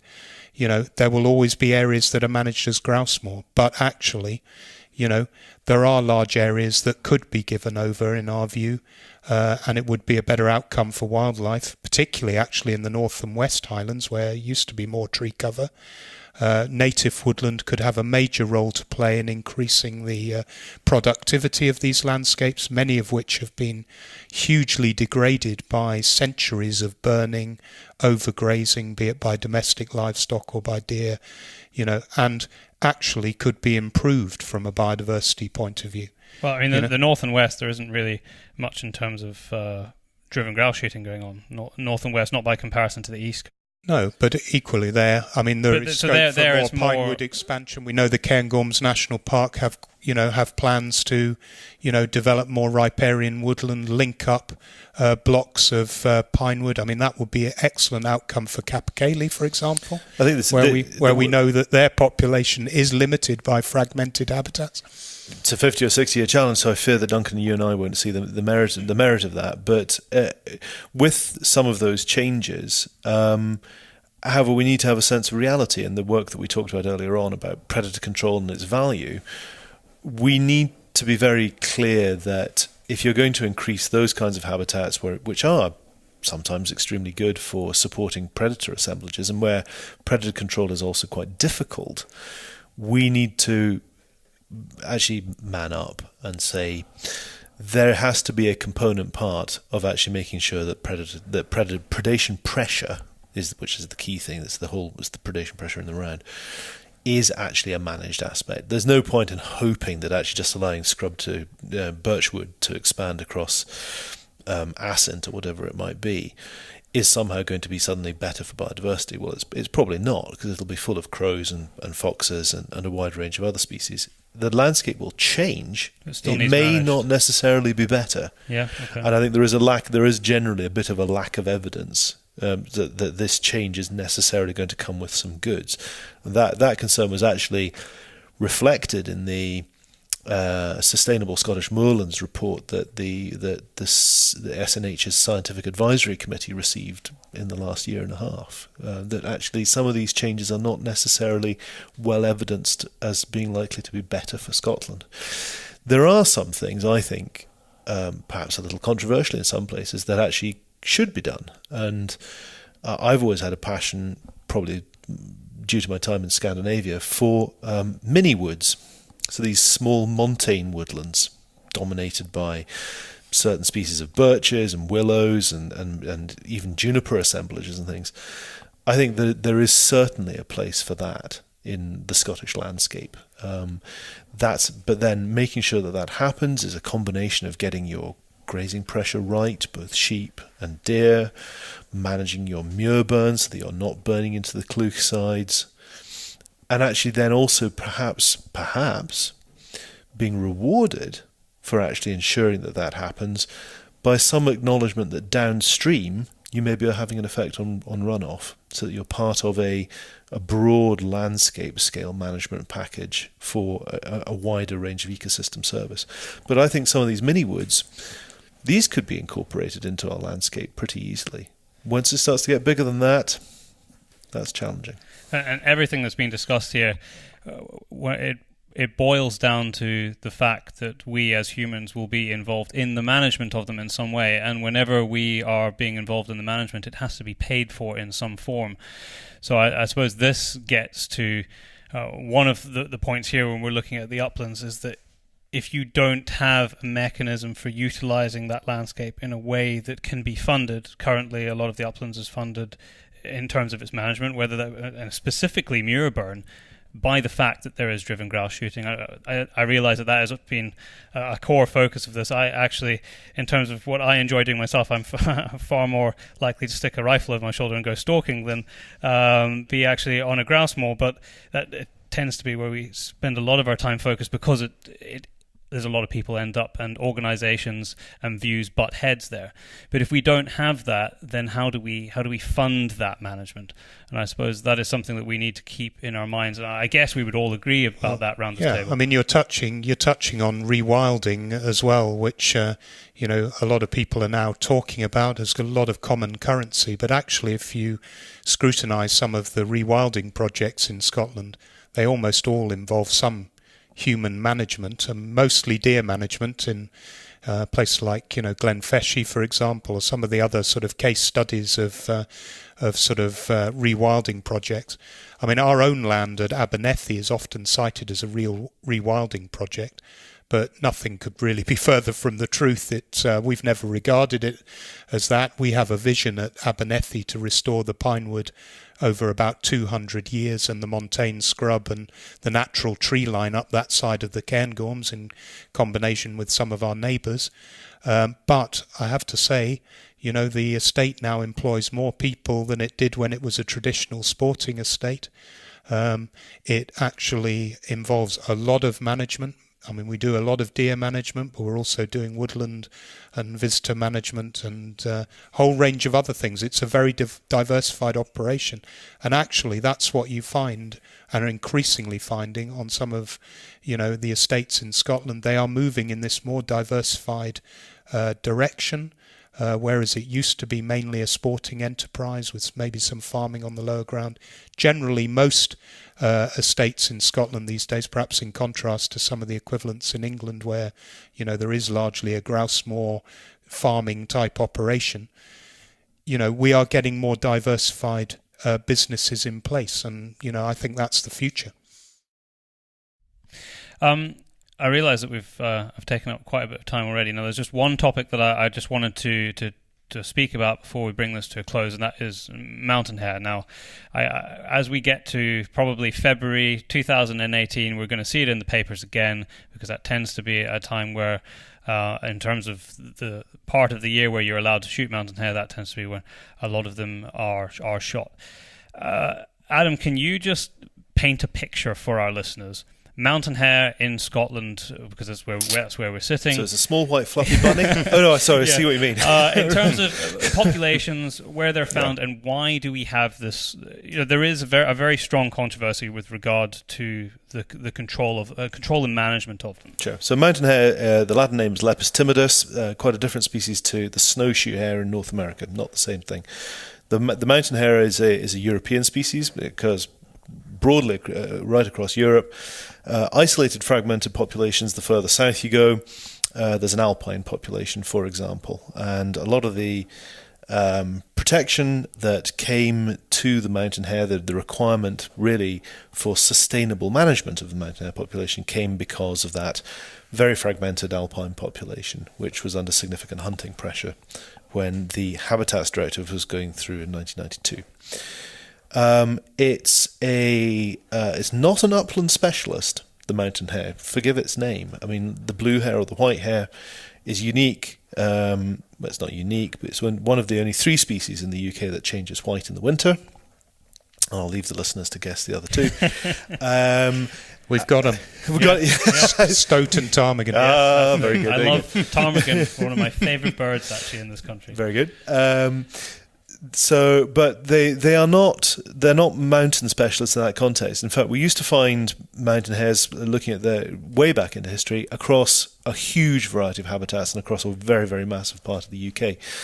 It appears that actually the range expansion of the brown hare, ironically, which is a non-native species to the UK, has probably helped constrain the mountain hare to the uplands, where the brown hare simply doesn't get enough forage quality to actually survive and thrive. Although, that said, even in the last 30 years, I've noticed brown hare range expanding.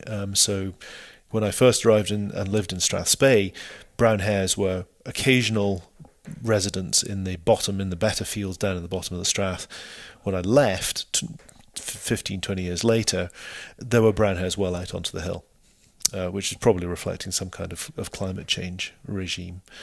So the mountain hare, this is now an upland species, particularly in Scotland. There are small remnant populations in northern England, but I think we can pretty much, a little bit like the ptarmigan, claim this one as being pretty much a Scottish species. The vast majority of the population is now left up here. And from that point of view, we have an important duty of care. What's quite interesting about mountain hares in Scotland is that they exist at enormously higher densities, particularly in the core of their range, than they do elsewhere in Europe. And they are almost certainly benefiting from the management that primarily goes into moorlands for sheep, deer and grouse. And it's the habitat management that we've already talked about, the burning and the grazing, which produces these young flushes of vegetation, coupled with the reduction in predation pressure. So the fact that foxes, to some extent crows, but also stoats and weasels are taken on these hills means that mountain hare densities can be enormous in Scotland compared to the rest of their range, sometimes 10 times greater. And they can fluctuate quite a lot, can't they? And yes, the cyclical population is then almost an inevitability. So you get very, very large changes at the peak of the density. They can be 10 times greater, and they can fall back down to maybe two or 3 times what a typical European population does. And that's over a variable period. It might be sort of 7, 8, 9 years that you go from a peak to a trough in a mountain hare population and then back up again. But it's quite variable. So the natural fluctuation appears to be driven by a number of different things, but research that a colleague of mine did certainly suggests a role of parasitism. So like a lot of animals, they carry gut parasites. And these can that be related to the densities? Yeah, well, correct. So what we did was actually experimentally reduce the number of gut parasites that the hares carried, and that affected the breeding success and the survivability of the hares. Now, we didn't do it long enough to actually suppress or change a population cycle, which you'd have had to have done for a longer period of time over a very big scale. But it's reasonable to assume that that was probably an important part of the population dynamic. The mountain hare is also fulfills a couple of other very important roles in Scotland. It's an important grazer. So it browses on a very, very similar range of species to the red grouse, interestingly enough. One's feathery, the other's furry. It's a very important source of biomass in its own right, and that means it's an important prey resource.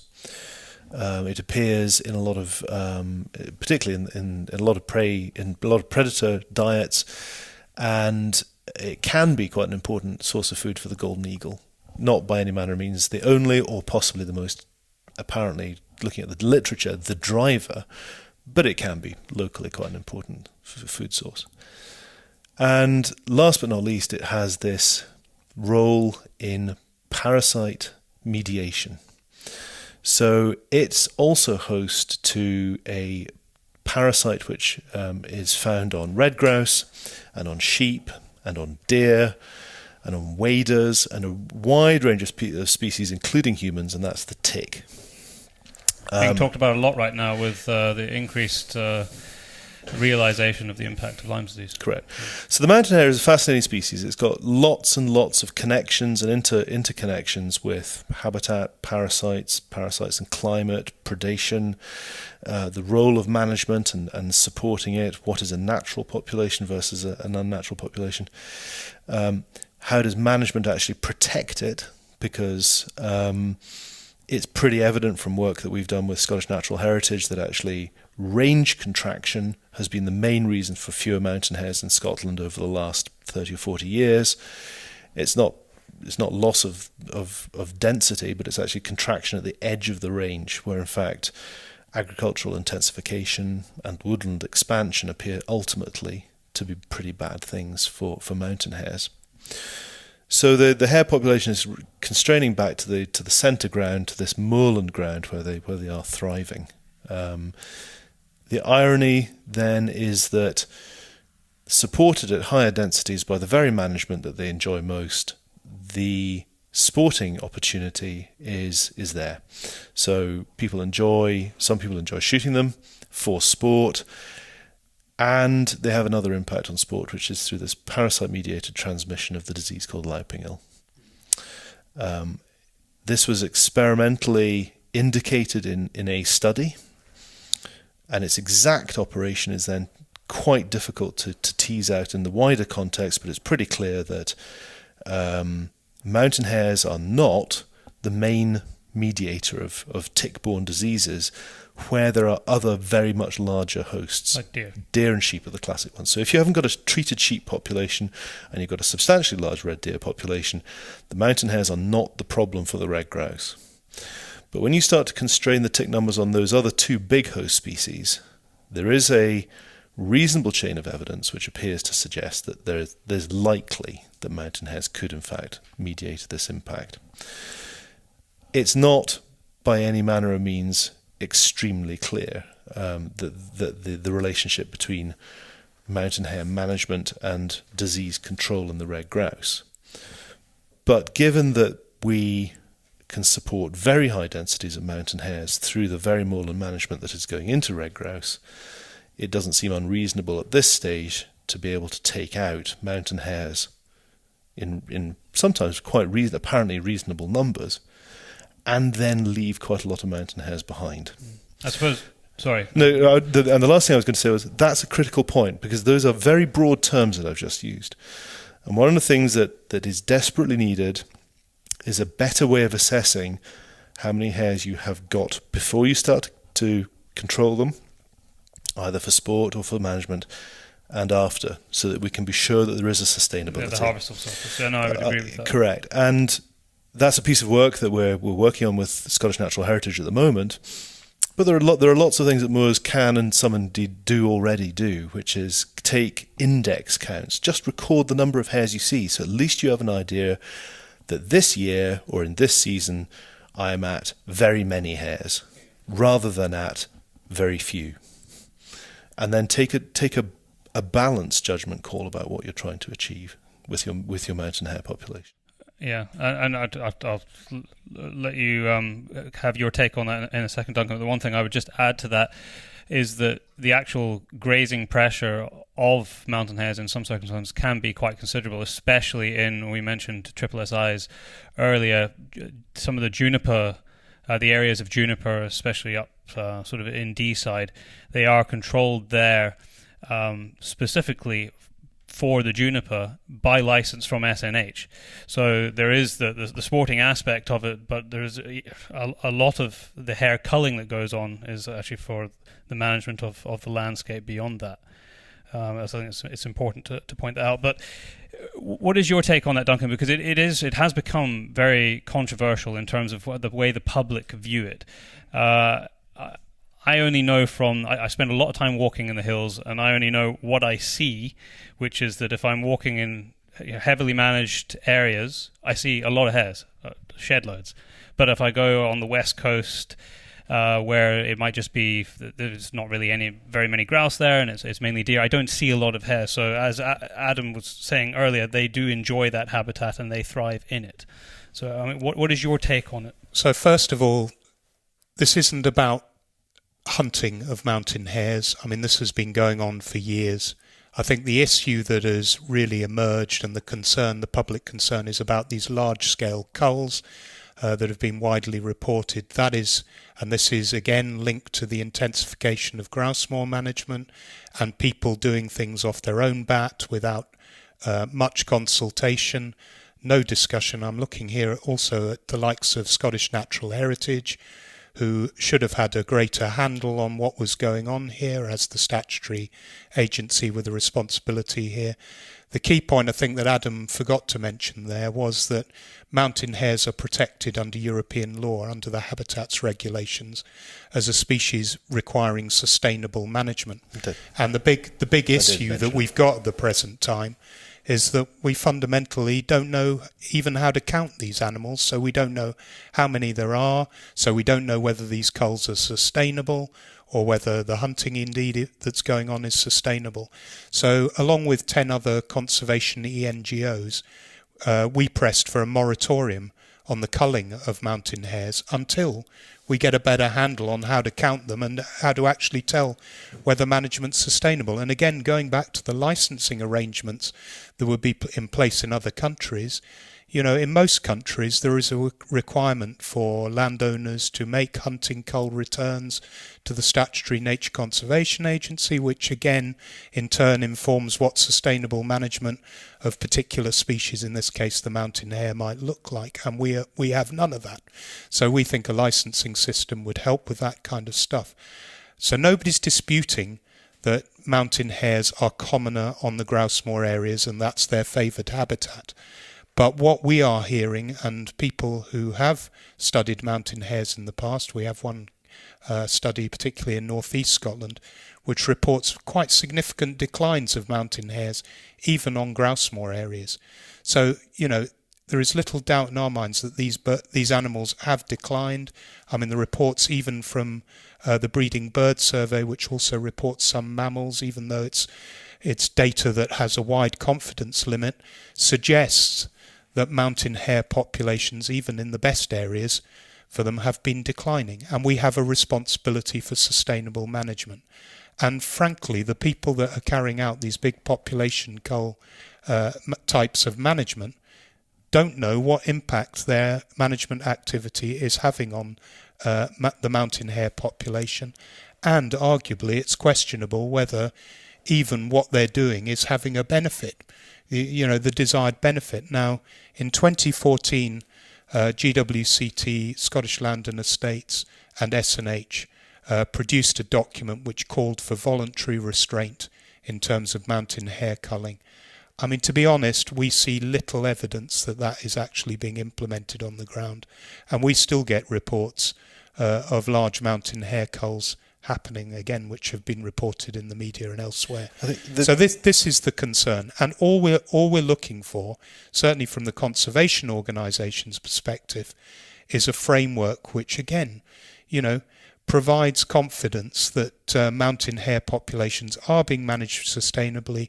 People are doing the right counting, collecting the data and the information if they are planning to manage hare populations, which is not putting those populations at risk.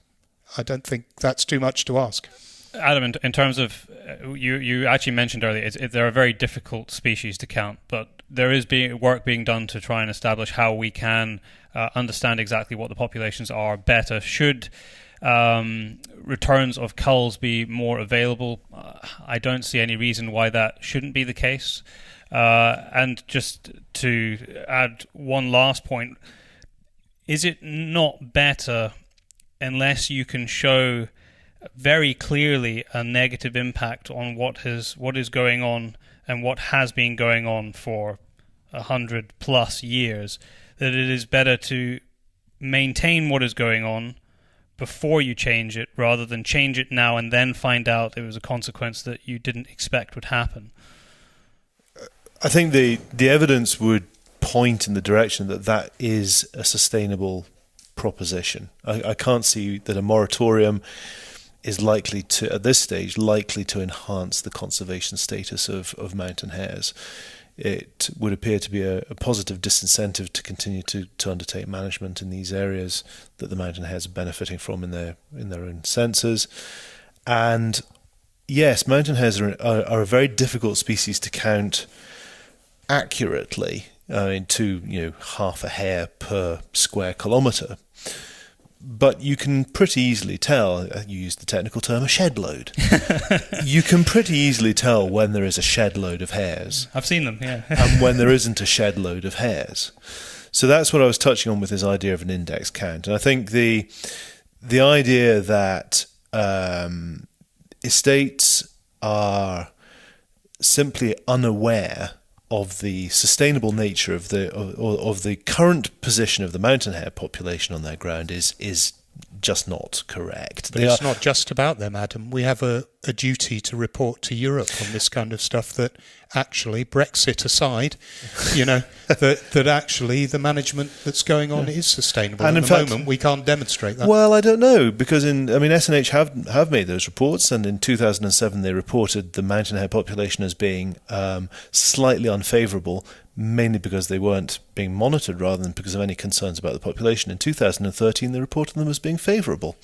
Yeah, which is a bit of a stretch when we can't count them, which I have to say, I don't think SNH's track record on mountain hare conservation is great. And yet we still have a lot of mountain hares. Yeah. So, I think there's a danger here of trying to apply a precautionary principle when in fact caution in this instance, when you step out into the real world, doesn't appear to make a very great deal of sense. You yourself have called for restraint. You have signed up to, in 2014, you signed up to a statement with SLE and SNH calling for restraint. That is a precautionary approach until we actually have some, accurate measures for counting these animals and understanding whether management's sustainable. I think there's quite a difference between our restraint, which is a sustainable harvesting position, and the call for a moratorium on all taking of mountain hares.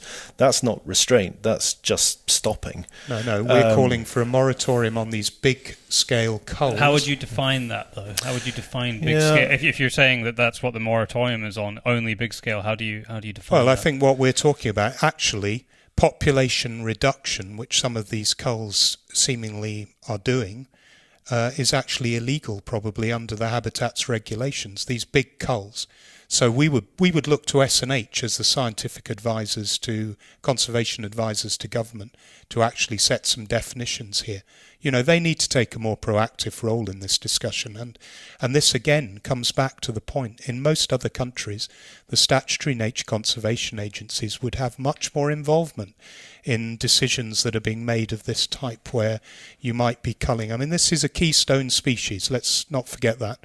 In the Scottish uplands, Adams identified its importance as a grazier. I don't think any species would go extinct if the mountain hare went extinct. But it's important for a whole range of... And, just having people taking decisions which appear not to be informed by good evidence in terms of numbers and risk and things like that is just not a way to proceed. It might not be, I think Byron touched on an important point, it might not be evidence that is publicly available, but I come back to the point that I think the idea that estates are not aware of the current context, the current shape, dynamic of their mountain hare population is just untrue. I mean, many sporting managers are exceptional naturalists. They will have a good handle on the current state of play with their hare.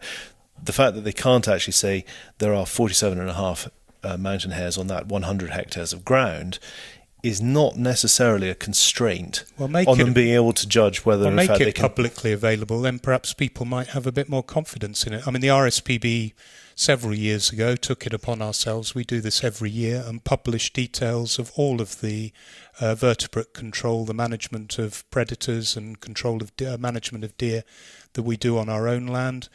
As I say, this is common practice in most countries. Scandinavian countries produce very good data on the number of animals that are killed each year by hunters.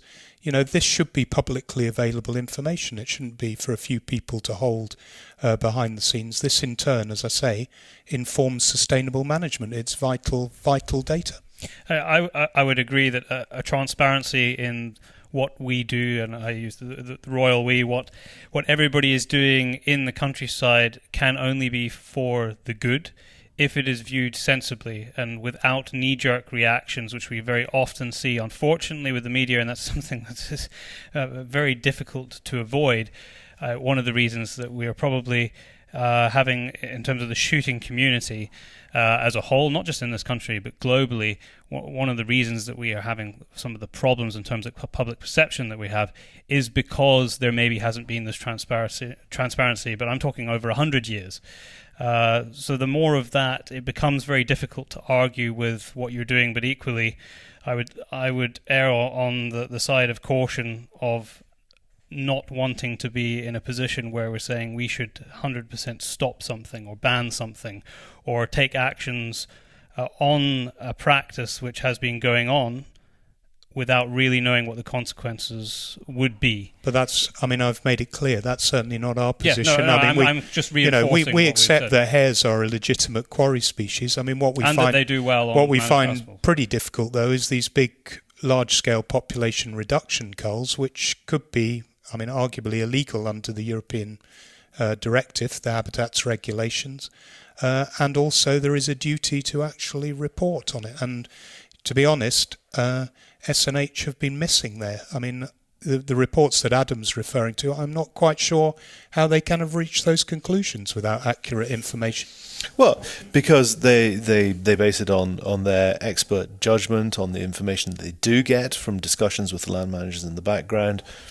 But you'll need to ask SNH about how to do it. But there we are. And I think the fact that it would be a challenge indeed, I think, for any member of the public, anybody who listens to this podcast, to actually step off a major road that runs through a heather-dominated area and not see a mountain hare in Scotland at the moment. It's been a pretty good year for mountain hares. It has this year, yeah. And long may it continue. Yeah. Absolutely. And on that fine note, I think we will end this podcast. Gentlemen, it's been fantastic having you on. I've really appreciated your time. I think that anybody who listens to this is going to find it highly informative. I think these kind of discussions are exactly the kind of discussions that we need to be having out in the open. That's the whole point behind this podcast, is to allow not just, we have a lot of people listen to this who are not necessarily shooters, but in the shooting community, outside the shooting community, understand exactly what's going on from both sides of the fence, see where there are differences, see where there's common ground, and most importantly, how we can move forward together, because I think that it is only by collaborating and working together that we will actually be able to have a future, most importantly for our wildlife, which is really what this boils down to. Yeah. So thanks very much. Thank you. And that's it for another 2 weeks. Don't forget, you can find us on Instagram, and you can check out our website, thepacebrothers.com. All information you need about us and the show is all on there. Depending on how you listen to right now, there is other options available. The main one is iTunes, SoundCloud, Stitcher. It is also uploaded to YouTube. An audio version of every show is uploaded to YouTube as well. Some of them have video, but not all of them.